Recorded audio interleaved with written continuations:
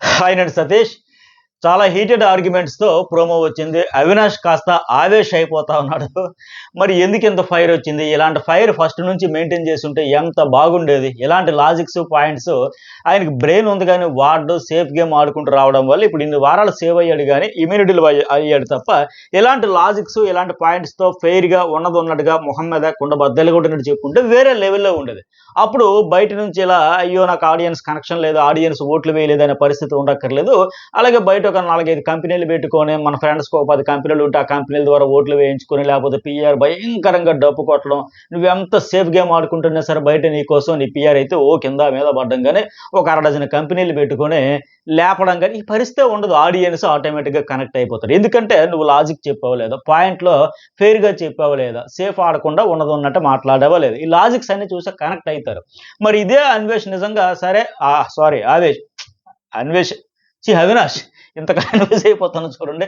అవి అవినాష్ సరే ఇప్పుడు ఏంటి కాన్ఫిడెన్స్ ఏంటంటే సరే నేను ఇటు ఫైనల్ కంటెస్టెంట్ అయిపోయాను కదా, ఫస్ట్ ఫైనలిస్ట్ అయిపోయాను కదా అని వచ్చిన కాన్ఫిడెన్స్ ఏమో కానీ ఇదివరకేమో భయంగా బెరుగ్గా చెప్పాలా వద్దా, పాము చావకూడదు, కర్ర విరగకూడదు అనే మాదిరిగా చెప్పాడు. ఇప్పుడు ఆ ఫైనలిస్ట్ అయిపోయారు సరే ఏదైతే అవరని లెక్క పాయింట్స్ మెయిన్ అతను చెప్పిన పాయింట్స్ అయితే పర్ఫెక్ట్‌గా ఉన్నాయి. లాజిక్స్ అయితే చెబుతా ఉండు.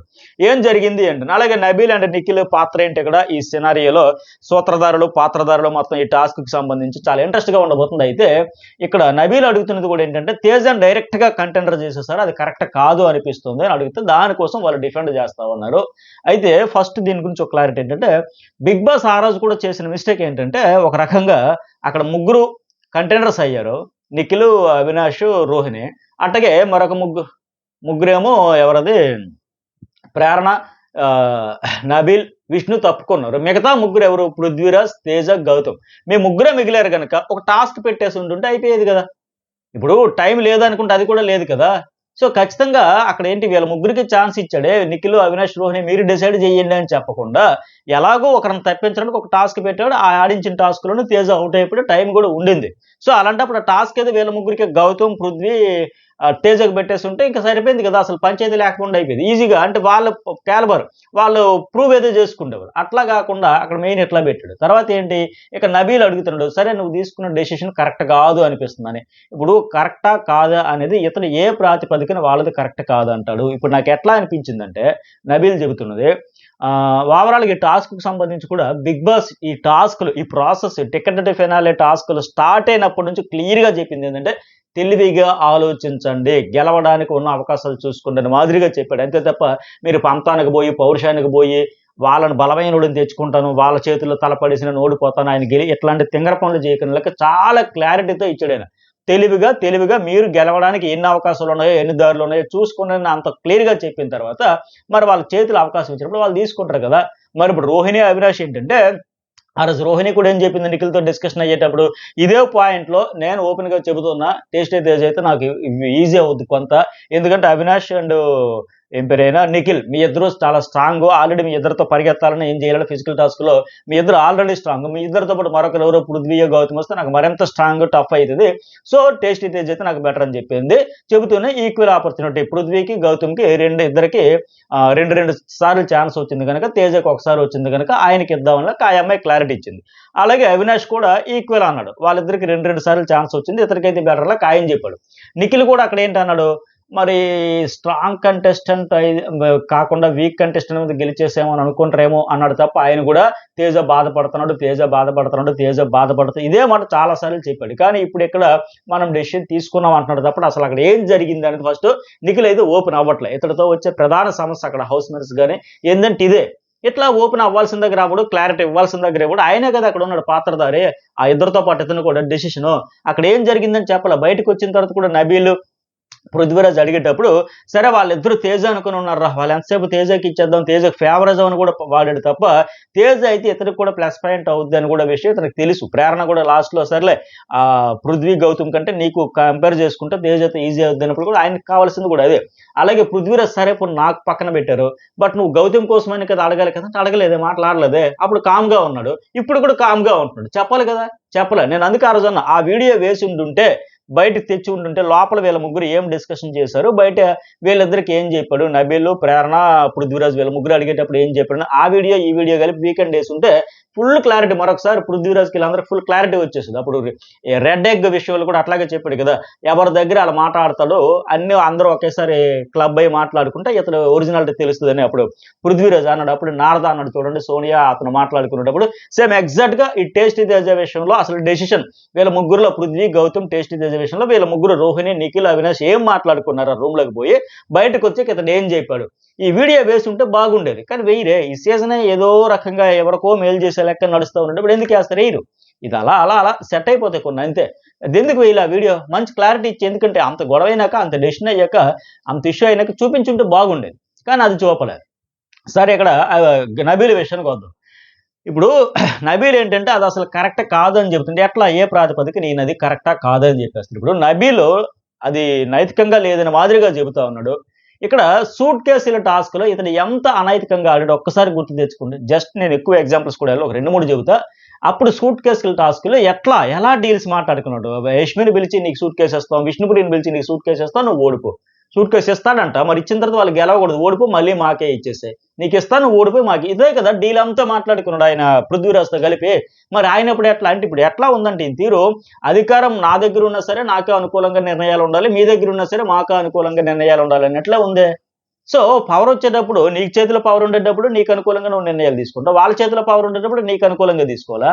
మరి కరెక్ట్ కాదని ఎట్లా చెప్పాడు. మరి సూట్ కేసు టాస్క్లో ఇతను ఎట్లా ఆల్రెడీ చెప్పండి. సూట్ కేసు ఇస్తాడంట, వాళ్ళు ఓడిపోయి మళ్ళీ ఇతనికి ఇచ్చారంటే ఇది నైతికమా, ఇది కరెక్టా, ఇది కరెక్టా చెప్పండి, ఒకసారి మెసేజ్ పెట్టండి. అలాగే ఇంకా దారుణం ఏంటంటే, గంగవ్వను నాకు వదిలేయండి, నేను తప్పుకుంటా ఈ రేసులో. అప్పుడు నేను తప్పుకొని ఎవరు తప్పుకోలేనప్పుడు గంగవ్వను నాకు ఇప్పుడు వదిలేయండి, మీరు ఇప్పుడు ఎవరు సెలెక్ట్ చేసుకుంటే ఆమెతో టాస్క్ ఆడడానికి మీరు ఎవరు సెలెక్ట్ చేసుకోకుండా వదిలేయండి, అప్పుడు నేను తప్పుకుంటా. ఆ తర్వాత టాస్క్ లో నేను గంగవ్వని సెలెక్ట్ చేసుకుని ఆవిడతో నేను ఆడి గెలిచేస్తా. మరిది అది కరెక్టా నబీల్, అది కరెక్టా? ఎవరైనా మెసేజ్ పెట్టండి, అది కరెక్టా? గంగవ్వనేమో వాళ్ళు ఎవరు చూజ్ చేసుకోకూడదంట, ఆయన కోసం విడిచిపెట్టేయాలంట, వేరే ఎవరితోనైనా టాస్క్ ఆడుకుని వాళ్ళు గెలుపు పోవటములు చూసుకుంటే ఆ తర్వాత రౌండ్లో తర్వాత టాస్క్ కోసం గంగవ్వని ఏదైనా సెలెక్ట్ చేసుకుని ఆమెతో ఆడేసి గెలిచేస్తారంట. ఇది కరెక్టా నబీల్? మరి ఎట్లా? పైగా ఇసుక టాస్క్, మరి ఇది ఒక 3 ఎగ్జాంపుల్ ఆపేద్దాం. ఇక ఇసుక టాస్క్ రోహిణి, పృథ్వీరాజ్, టేస్ట్ అయితే ఆడారు. ఆ ఇసుక ఎట్లా వాళ్ళు బ్యాలెన్స్ చేసుకోవాలి, వీళ్ళు ఇసుక పోయాలి, ఇసుకతో కొట్టేసుకుంటా పడగొట్టేయమని చెప్పాలి ఆ టాస్క్. అలా అయితే ఇంత పంచాయతీ ఎందుకు, ఆ బయట నుంచి ఆ స్కూప్ ఇసురు కొడితే దూరం నుంచి ఆ చాట్లోంచి అక్కడ తీసేలా విసురుతే అక్కడతో అయిపోయింది కదా, అంత ఫోర్స్కి వచ్చేలా వేశాడు కదా, అది మరి ఏంటి? ఇప్పుడు ఆయనకి రోహిణి వాళ్ళ ముగ్గురులో పోల్చుకుంటే పృథ్వీరాజ్కి ఫిజికల్ స్ట్రెంత్ అడ్వాంటేజ్ ఉంది, అయినా సరే ఇతని ఇసుక ఈ అమ్మాయి రోహిణి కుండ పడిపోవాలనే కదా అంత ఫోర్స్ గా టకా టకా టకా వేసి, పైగా అందరిదే తప్పు రాదే రైట్ అని అందరూ చెప్పారు. నిఖిల్తో సైజ్ ఒరే అది కాదు, కరెక్ట్ కాదు, అందరూ చూస్తారు ఆడియన్స్, అది కాదని నిఖిల్ కూడా చెప్పాడు. అట్లా కాదు, ఆడే విధానం కూడా ఉండాలని కూడా ఆయన కూడా క్లియర్ గా చెప్పాడు కదా. సో మరి అది కరెక్టా అంటే ఎట్లా ఉంది? పవర్ ఈయన చేతులు ఉండేటప్పుడు ఈయనకు అనుకూలంగా నిర్ణయాలు వచ్చేయాలి, ఆయన చేతులు ఉండేటప్పుడు వచ్చేయాలి, ఈయనకి నచ్చినట్టు ఆడుకుంటే అది కరెక్ట్, ఇది కాదా? అందుకే ఇప్పుడు అవినాష్ కూడా కరెక్ట్ వ్యాలిడ్ పాయింట్ పడుకున్నాడు. గుడ్ డెసిషన్ అని నువ్వు కూడా అన్నావా లేదా? అన్నాడా లేదా ఆ రోజు గుడ్ డెసిషన్ అని? మెచ్చుకున్నాడా లేదా? ఆ రోజు అంతలా మెచ్చుకుని గుడ్ డెసిషన్ అని చెప్పేసి క్లాప్స్ కొట్టేసి మళ్ళీ పృథ్వీరాజ్ కంటే ఫౌల్ గేమ్స్ అని కూడా చెప్పారు.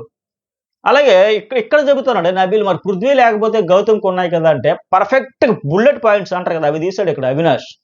ఏమి వీకెండ్ లో బ్లాక్ టికెట్స్ ఎందుకు ఇవ్వలేకపోయారు మరి, నాకు ఓకే అనేసో తర్వాత మళ్ళీ చేంజ్ చేసేస్తుందా? గౌతమ్కి బ్లాక్ టికెట్ ఇవ్వట్లేదని ఐడియా వచ్చాక హోస్ట్ ఏమో మారుస్తాడని తెలిసాక పాయింట్ రైజ్ చేసి మళ్ళీ మార్చేసాడు. ఏం చేశాడు వాస్తవానికి?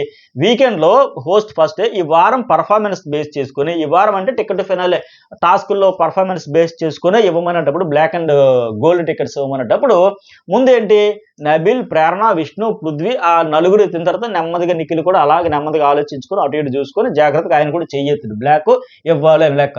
తర్వాత హోస్ట్ ఏంటంటే గత వారం డ్రిల్లింగ్ అయిపోయింది కాబట్టి లేదని, యాక్చువల్గా ప్రేరణ బ్లాక్ అని చెప్పిన తర్వాత ఇచ్చేవచ్చు, మిగతా వాళ్ళు ఎవరి విషయంలో అడగలే.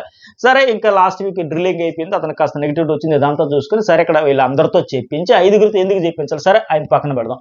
చెప్పించిన తర్వాత కూడా ఇక్కడ వీళ్ళు 4 చేతులు ఎత్తిన తర్వాత నబీల్ కూడా ఎత్తాడు. తర్వాత మళ్ళీ కంపేర్ చేసుకొని గేమ్ బాగుంది అని హోస్ట్ ఎప్పుడైతే గోల్డ్ మార్చాడో అప్పుడు మార్చాడు. ఇక్కడ అవినాష్ కూడా అడుగుతున్నది ఇదే, మరి తేజకి కాకుండా గౌతమ్కి ఇవ్వాలని ఇప్పుడు ఇక్కడ అంటున్నావు, తేజకి కాకపోతే గౌతమ్కే అంటున్నావు, గౌతమ్ మరి పర్ఫామ్ చేశాడు బాగా అర్హుడే దానికోసం అని అంటున్నావు, మళ్ళీ తర్వాత అక్కడ బ్లాక్ అని ఎందుకు అన్నావు, తర్వాత మళ్ళీ హోస్ట్ అడిగేటప్పుడు బ్లాక్ కాదు బ్లాక్ వైట్ హోస్ట్ ఇవ్వడని అర్థమైపోయిన తర్వాత ఆయన గోల్డ్ ఇస్తాడని తెలిసినప్పుడు మళ్ళీ చేంజ్ ఇవి ఫ్లిప్ల మీద ఫ్లిప్లు కాదా, ఎందుకు ఎంత ఫ్లిప్ అయిపోతాడు, ఎందుకు ఎంత కన్ఫ్యూజ్ అయిపోతాడు నబీల్.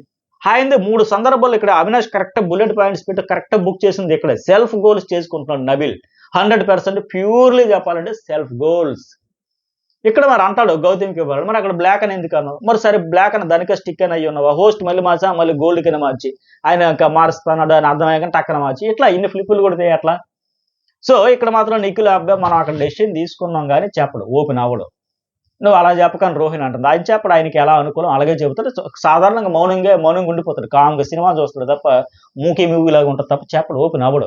అలాగే అక్కడ ప్రేరణ ఏదో దూరుతా ఉంటే నీకు సంబంధం లేదు ప్రేరణ, నా అసలు ఆడి తేజ ఏం గెలిచాడంటే మరి నువ్వు చెప్పు నువ్వేం గెలిచావు అని చెప్పి క్లారిటీ ఉందిలే ఎవరెలాగా ఆడతారంటే ఇదే గొప్పతనం. ప్రేరణలో ఉన్న అత్యద్భుతమైన గొప్పతనం ఏంటంటే ఇదే, పక్క వాళ్ళకి ఏమో చెప్పేస్తుంది నువ్వు మధ్యలో మధ్యలో ఈవిడ మాత్రం దూరిపోవచ్చు. పైగా ఇక్కడ ఏమైనా అక్కడ డిస్కషన్లు డిబేట్లు చేసుకుంటాం నిన్న కూడా చూసాం కదా, అలాంటి సందర్భాలు ఏదైనా వచ్చేసరికి ఈ నిఖిల్ అండ్ కే బ్యాచ్కి సంబంధించి ఏదైనా చెప్పాల్సి వస్తే వాళ్ళు అడిగితే అవును అట్లా కాదు ఇట్లా కాదు నా ఆవిడ ఇవ్వాల్సిన క్లారిటీ ఆవిడ ఇచ్చేస్తుంది. అదే గౌతమ్ గారిని అడిగాడు అనుకో నాకు తెలియదు గుర్తులేదు మర్చిపోయా, ఇలాంటి ఇదనమాట గేమ్. అందుకే అక్కడ అవినాష్ కూడా తెలుసు అందరూ ఎవరు ఎలాగ ఆడుతున్నారో తెలుస్తుంది అనేటప్పుడు సౌండ్ లేకపోయింది. ఇందుకే వాళ్ళు అడిగారు అనుకోండి, ఇప్పుడు చూసాం ఆ రెడ్ టీమ్ టాస్కుల్లో గట్రా అడిగితే తెలియదు గుర్తులేదు మర్చిపోయాం. సేమ్ యష్మాన్ అమ్మాయి ఈ అమ్మాయి ప్రేరణ ఇద్దరు అట్లాగే చేశారు. అప్పుడు ఎలాగ ఆడాడు ఏం చేశాడంటే తెలియదు గుర్తులేదు మర్చిపోయాం. అవినాష్ అప్పుడు మెగా చీఫ్ ఉండి నామినేషన్ కోసం ఏంటంటే ఆ టైపులో చెప్పారు. ఆయన అసలు తప్పే లేదు, మాకు అసలు పెయినే లేదు, ఈ టైపు ఉండి నిన్న కూడా చూసాం కదా.